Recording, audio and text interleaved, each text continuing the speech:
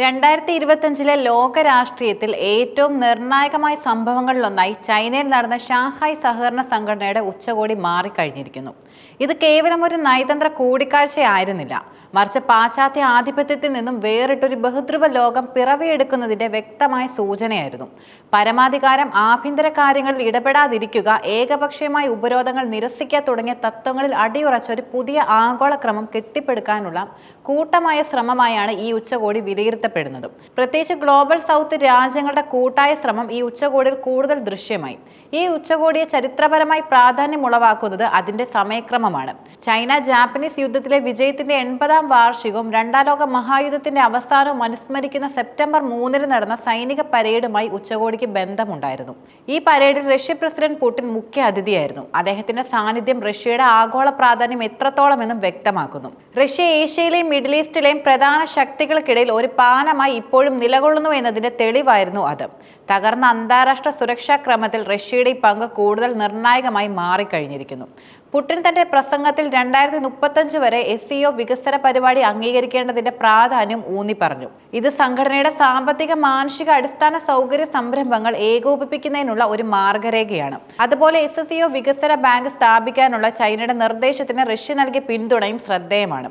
ഇത്തരം ഒരു ബാങ്കിന് സംയുക്ത നിക്ഷേപങ്ങൾക്കും അടിസ്ഥാന സൗകര്യ പദ്ധതികൾക്കും ധനസഹായം നൽകുന്നതിനപ്പുറം വലിയ ലക്ഷ്യങ്ങളുമുണ്ട്.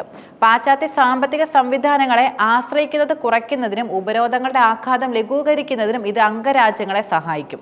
ഈ നീക്കങ്ങൾ പാശ്ചാത്യ രാജ്യങ്ങൾക്കെതിരെയുള്ള ഒരു സാമ്പത്തിക ബദൽ ശക്തിയായി മാറാനുള്ള SCOയുടെ താൽപര്യവും വ്യക്തമാക്കുന്നു. ഉച്ചകോടിയിലെ മറ്റൊരു ശ്രദ്ധേയമായ സാന്നിധ്യം ഇന്ത്യൻ പ്രധാനമന്ത്രി നരേന്ദ്രമോദിയുടേതായിരുന്നു. അമേരിക്കൻ പ്രസിഡന്റ് ഡൊണാൾഡ് ട്രംപിന്റെ തുടർച്ചയായ സമ്മർദ്ദങ്ങൾക്കിടയിലും ഇന്ത്യ സ്വതന്ത്രമായ വിദേശ നയം പിന്തുടരുന്നു എന്നതിന്റെ ശക്തമായ സൂചനയാണിത്. ചൈനയുമായുള്ള ബന്ധം സാധാരണ നിലയിലാക്കാൻ ഇന്ത്യക്ക് താൽപര്യമുണ്ടെന്ന് മോദിയുടെ ചൈനയിലേക്കുള്ള യാത്രയും വ്യക്തമാക്കുന്നു. 7 വർഷത്തിനു ശേഷം മോദി ചൈനയിൽ നടത്തിയ ആദ്യ സന്ദർശനമായിരുന്നു ഇത്. ഉദ്ഘാടന ദിവസം പ്രസിഡന്റ് ഷീ ജിൻപിങ്ങുമായി മോദി കൂടിക്കാഴ്ച നടത്തി.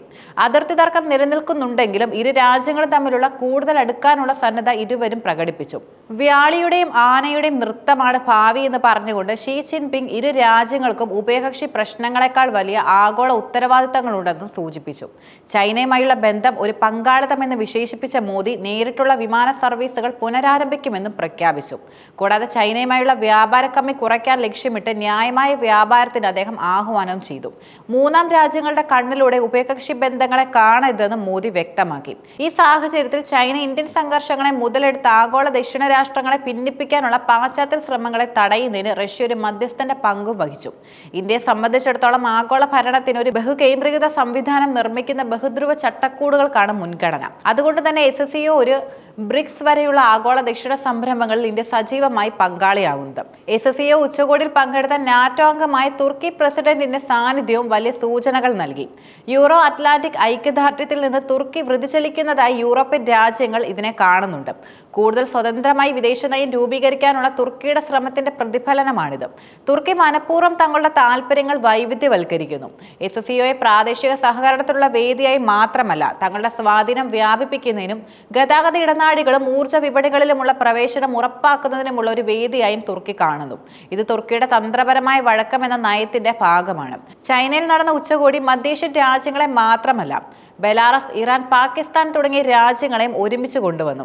അതോടൊപ്പം മലേഷ്യ, അർമേനിയ, അസർബൈജാൻ തുടങ്ങിയ രാജ്യങ്ങളും പൂർണ്ണ അംഗത്വം നേടാൻ താൽപര്യം പ്രകടിപ്പിച്ചു. ഇത് SCO യുറേഷ്യൻ അതിർത്തികൾക്ക് അപ്പുറത്തേക്ക് വ്യാപിപ്പിക്കുകയും രാഷ്ട്രീയ സംവിധാനങ്ങളുടെയും വികസന മാതൃകകളുടെയും വൈവിധ്യത്തിൽ വേരൂന്നിയ ഒരു ബദൽ ആഗോളവൽക്കരണത്തിന്റെ കേന്ദ്രമായി മാറുകയും ചെയ്തുവെന്നും തെളിയിക്കുന്നു. ഈ ഉച്ചകോടിയിലെ പ്രധാന ഫലങ്ങളിലൊന്നായ ടിയാൻജിൻ പ്രഖ്യാപനം SCO അംഗരാജ്യങ്ങളെ ഒന്നിപ്പിക്കുന്ന തത്വങ്ങളെയാണ് ഊന്നിപ്പറയുന്നത്. ആഭ്യന്തര കാര്യങ്ങളിൽ ഇടപെടാതിരിക്കുക, പരമാധികാരത്തോടുള്ള ബഹുമാനം, ഏകപക്ഷീയമായ ഉപരോധങ്ങളെ എതിർക്കുക തുടങ്ങിയ തത്വങ്ങൾ ഇതിൽ ഉൾപ്പെടുന്നു. റഷ്യൻ വിദേശകാര്യമന്ത്രി സെർജി ലാവ്റോവ് പറഞ്ഞതുപോലെ ഈ യോഗം അംഗരാജ്യങ്ങൾക്ക് അവരുടെ താൽപര്യങ്ങൾ സംരക്ഷിക്കുന്നതിനുള്ള ദിശാബോധവും നൽകി. വർഷങ്ങളായി പുടിൻ മുന്നോട്ട് വെച്ച ബഹുധ്രുവ ലോകക്രമം ഇനിയൊരു സിദ്ധാന്തമല്ല, മറിച്ച് ഒരു യാഥാർത്ഥ്യമാണ്. അത് SCO പോലുള്ള സംഘടനകളിലൂടെ സ്ഥാപനാപരമായ രൂപം കൈക്കൊണ്ടിരിക്കുന്നു. നിലവിൽ നിരീക്ഷണ പദവിയോ സംഭാഷണ പങ്കാളി പദവിയോ തേടുന്ന ഏകദേശം 10 രാജ്യങ്ങളിൽ നിന്നുള്ള അപേക്ഷകൾ SCO പരിഗണിക്കുന്നുണ്ട്. ഇതിൽ അറബ് ലോകത്തു നിന്നുള്ള താല്പര്യം വളരെ വലുതാണ്. Bahrain, Egypt, Qatar, Kuwait, Saudi Arabia, UAE എന്നീ ഇതിനോടകം തന്നെ SCO സംഭാഷണ പങ്കാളികളാണ്. ഇത് യുറേഷ്യയിലും മിഡിൽ ഈസ്റ്റിലും ബന്ധിപ്പിക്കുന്ന ഒരു പുതിയ ഭൗമ സാമ്പത്തിക അച്ചുതണ്ട് യാഥാർത്ഥ്യമാക്കുകയാണെന്നും സൂചിപ്പിക്കുന്നു. ഒരു കാലത്ത് അയഞ്ഞ പ്രാദേശിക കൂട്ടായ്മയായി തള്ളിക്കളയപ്പെട്ടിരുന്ന SCO ഇന്ന് ആഗോള രാഷ്ട്രീയത്തിൽ ഒരു തന്ത്രപരമായ കേന്ദ്രമായി മാറിയിരിക്കുന്നു. ഇത് പാശ്ചാത്യ ആധിപത്യത്തെ വെല്ലുവിളിക്കുന്നതാണ്. ചൈനയിൽ നിന്നുള്ള സന്ദേശവും വ്യക്തമാണ്. പാശ്ചാത്യ മേധാവിത്വത്തിന്റെ യുഗം അവസാനിച്ചു. ബഹുധ്രുവത്വം ആഗോള രാഷ്ട്രീയത്തിന്റെ യാഥാർത്ഥ്യമാണ്. SCO അതിനെ മുന്നോട്ട് നയിക്കുന്ന എഞ്ചിനാണ്.